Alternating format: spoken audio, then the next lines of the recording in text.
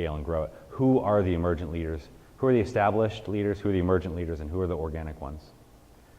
In today's day and age, this next one is more important than ever, but I do believe that organizations scale best when they really believe in the people that are leading them, and people seem to gravitate much more towards types of people. The one that I have seen the most successful in organizations are the people who tend to be themselves while being leaders. They don't try to be an archetype of a leader that they've seen in the industry before. I saw recently that somebody on Hacker News, if people here read Hacker News, said, "I'm trying to emulate my leadership profile by Steve Jobs." It was literally one of the most horrific things I've read for somebody who is just starting out in the industry. Not because of how I feel about Steve Jobs, which is itself a story or a topic, but because this person was trying to be something that they likely are not. They were trying to probably make up for a deficiency that they saw in themselves or pattern match against something else that was out there. It was horrific, and that happens all the time. The last thing about starting with a solid base is measurables. It's very difficult to measure what we do in software. So it's very difficult to measure team efficiencies or outputs or things like this. And I don't think that you should really try to do that per se. But what I think is you've got to find some proxy measurements that are going to be good enough for right now. So as an example, figure out what your business is about. ARR is going to be up there, or some sort of revenue metric is going to be up there for your business. But what's another one? Is it CSAT? Are you customer, you know, CSAT scores? Is it the number of faults in your system? Is it, you know, how much downtime you have per year, or how many errors you're able to consume? Is it something along those lines? There's going to be a host of those that you can figure out. Figure out what those proxy measurements are, and figure out how you're going to measure those and put those on display. I think I saw a hand jump up in the back. I'm not sure. No? So. Get one up here. Can you repeat the question for that? Sure. You know, for a startup, we're a startup team of 5 and hardware software related stuff, so it could go hand. Like in terms of measurable, is anything tangible that we can measure beyond just revenue? You know, like as a startup, we have not yet far out where R&D the next 3 to 6 months. Well, so what's important? I mean, I think the question. Oh, sorry. The question was, given the context, what is there other things that they can measure? They're in R&D mode. What would be something that you could measure? I can't actually answer the question, which is going to be frustrating for you. But what I can say is, what's important to you right now? Start asking the question of, how do we know if we're going to be successful at this? Which is generally a question you always want to ask yourself before undertaking any endeavor anyway. What does success look like here? How would we know if we achieved it? So maybe you're in recruiting mode. Maybe you raised a seed round or a small round. You're trying to hire some folks. So maybe it's the number of applicants you get, the average length for hiring, and the number you can close from total number in pipe. I don't know, making it up, but figure out what's important to you and start figuring out which phase you're in, and then you can move past that. Pick a couple, don't have too many, 3 to 4. Think about these as OKRs or something like this. Like you want 3 to 4, you don't want 20. It's not gonna, it shouldn't be an eye chart.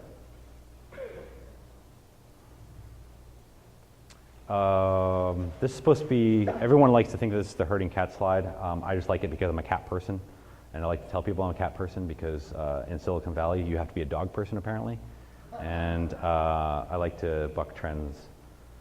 That last slide was about how you start with the base. I think these are actually a little bit more important because I don't think anyone's going to argue with a lot of what was up on the other slide. You may nitpick words, or you might nitpick some of the things that were on there, but these are the more important ones, I think, to call out. And I very, very much want to add to any system that's going to scale experienced managers. There was a trend, I don't know if this trend went away, but there was a trend of flat management. I happen to be working for a company that was very famous way back when for saying we're no managers inside of GitHub and we're a flat management structure. I think Zappos might have been the one who really even released a book on holacracy. I think it was Zappos, yeah, about no managers and using quote unquote rings and stuff like this. None of that stuff works. It's just management by a different name, and it's structureless structure. There's no point in doing those things. Find people to lead. Invest in people. Don't try to architect your way or engineer your way out of a leadership problem. Find some experienced people that can do this. I believe if you're going to scale organizations, go from 50 to 4,000, and you're going to find ways to do that fast, and you're going to be able to do that. Autonomy and accountability are the way to do it. So don't do it via structure, don't do it via rules and rigid systems and whatnot.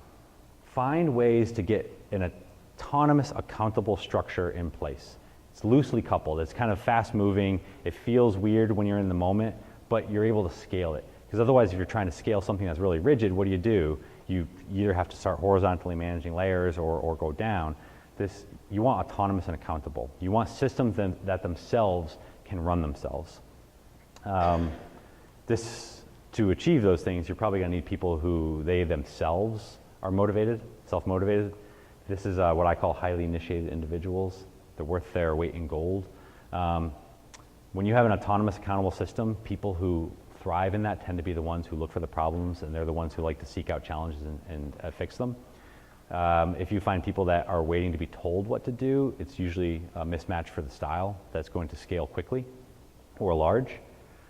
I see my just enough process here. I do believe in just enough, but no more. And again, context matters. So for 5 people, that's probably a morning, what are you working on? What do you want to get done today?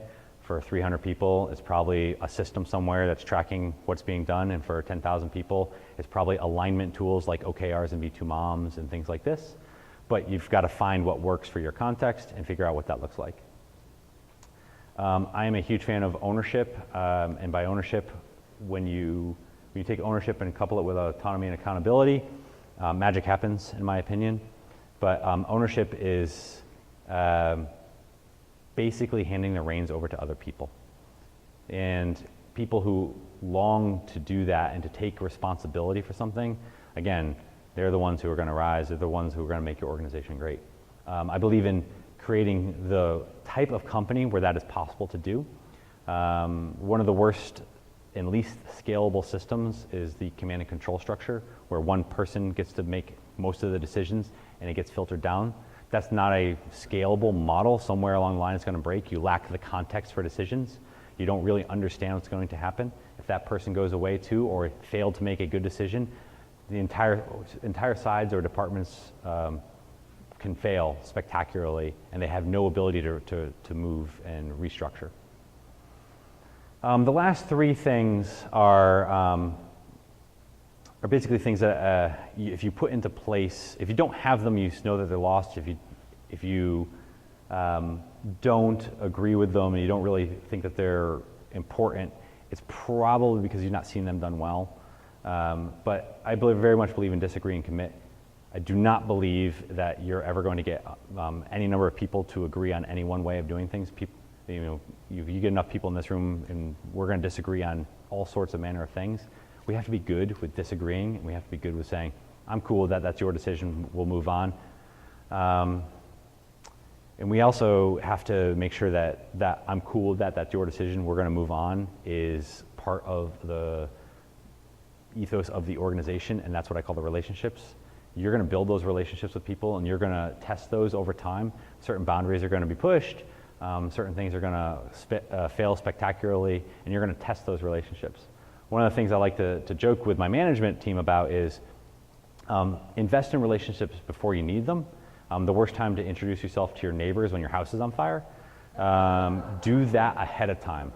Some of the best relationships that I have inside organizations tend to be with people that I likely never need anything from, but if there is that one time that something goes wrong and I do need their help, it's probably a really bad situation. So they need to know who I am before I walk in telling them that we just lost this huge account over in Europe somewhere. It's an observation that I've always found out, if you don't know something, it's better to know who to go to Yes. than the actual answers. I don't know that, but I know who does. That is 100% true. Positivity is one I like to reinforce, is that like many things in life, certain things are contagious. So positivity can be contagious. It also be really annoying if you have someone who's hyper positive all the time. But it's a much better place to be if someone's hyper positive than to have a whole room full of people who are just negative the entire time. This might be more personal than whatnot, but my preference is to work in places where people think about what is possible. And as engineers, I find it ironic that we tend to think about all the ways something can't work instead of the one way it can. I kind of think that our minds are supposed to be about how to do something, not all the ways in which it can't be done. So, yep. So, just to be clear, your concept of disagree and commit is tied to your other team's ownership. So it doesn't mean that the manager always has to play. In your notion of disagree and commit, it's the guy who owns the decision. So this is an important distinct. The question was disagree and commit is tied to ownership, and it's not about the manager making the decision. It's about who owns the thing gets to make the decision to move on. Yes, it's an important thing to point out because I have to reinforce this every day, because by being in a very privileged position of head of whatever the thing is, people think that if I say something, I'm effectively trying to set a direction, and I have to be very conscious of that with the words that I choose to use in situations. Because there is zero chance that I should be setting up our RAID strategy for our data centers.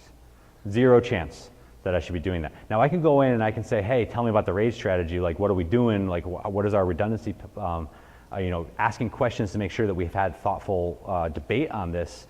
But if someone owns that, that's their decision, that you want to set up that system to do that. Now, a lot of stuff has to go right early to make you feel comfortable with somebody who owns $35 million worth of hardware storage. Setting up a RAID system is going to fail spectacularly.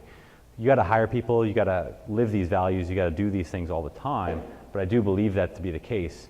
I say that I need to do that, everyone else around needs to do that too. The last thing you want is that person who owns that decision on the RAID center to get 500 questions from every engineer around the organization who read about RAID on Wikipedia the night before.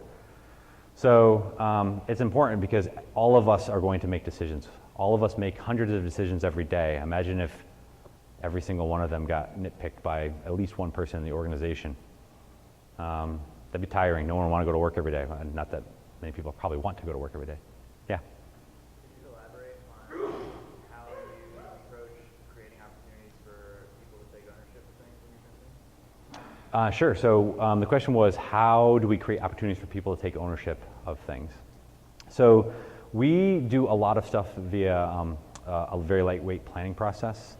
So we organize the company via OKRs. How many people know OKRs?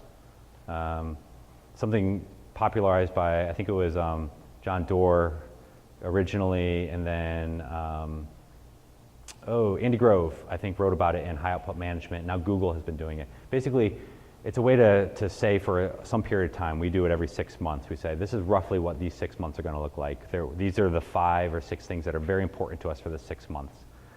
We then go into a planning process with all the teams and say, how are you going to support those things? In that, anyone can step up and say, I've got an idea of a thing that seems important, or is something that I think we should work on, or something I see. I'd like to run with this, or I'd like to do whatever. Those are all the opportunities. It happens every month via that lightweight planning process. And we've seen a lot of people become tech leads out of this. A lot of people become architects out of stuff like this. But a lot of people realize that they actually like the flip side of it, the management side off of this too. It's like, hey, I kind of like the organizational principle that I'm seeing here. I kind of like the conversations with each of these people saying, how did this work together with the 5 or 6 initiatives that we just saw? How do we boil it up? That helps a lot in that. You also have to have different structures. So that process that is what I call a cruise ship. It should be your steady state inside our organization. Almost all of us kind of adhere to that quarter by quarter, month by month. However, there's a whole bunch of go-fast boats outside the cruise ship that need to be going off in different directions, exploring new territory. And that's usually somebody stepping up saying, I got a crazy idea, I'd like to go check it out. You cool with that? Like, yes, but I'm gonna ask you a whole bunch of questions. How do we know what success looks like? How do we know when we're done looking? How do we know if we should cut bait? All those sorts of things. And so each one of those is another opportunity for someone to step up. And it's also a very good, teachable, coachable moment for people saying, crazy ideas, quite frankly, are a dime a dozen. It's the thoughtful side of it, which is, how do we know if this might work or might not work? And when will we be able to tell that quickly? Those are when you get to the leadership side of the thing. All right. So this is the remove all slide. In my organizations, I make these non-negotiables. Take what you want out of this. But politics, zero-sum games, wrong pronouns. This is the I, we. Whenever you see someone standing up saying, I did this, my team did this, that sort of stuff, pull that person aside, talk about team sport type of stuff. A whole bunch of analogies apply there. But I remember that I was out at a conference and someone was about to stand up to talk about something. And someone nudged me and said, let's play a game. Count how many times this person says I in this presentation. And this was a person who was talking about an open source project that they were working on with other people. And I think it was a 25-minute presentation, there was over 200 I's, which I don't even understand the ratio of words to minutes in there, but that was a lot of I's, how many times they called out what they themselves were perceived to achieve. I guarantee if you went and looked at an open source project and the community around it, it might not have been the healthiest place. Squeaky wheels, did my job, not my job, consensus and negativity. These are all things that maybe they're all personal, but they just personally grind me. I can't find I scale organizations well with these things. The one, negativity is one I like to call out quite a bit. Again, I'll go back to that analogy. I don't need 1,000 ways something can't be done. I need the one way in which it can be done. Now, I get challenged on this one because it's one word on a slide and there's a concept wrapped in it. And I like to say that this is not ways that something can go wrong. This is ways that something can't be done. When I try that crazy idea, someone's like, that won't work because we tried that in 1972 under this very different set of circumstances and it failed. I'm like, cool, has our base assumptions changed or the environment changed or something else changed? How do we validate that? What would make it possible to do that? What does it look like? And I find that people who are too negative tend to always take joy in when something goes wrong too. That's a very, very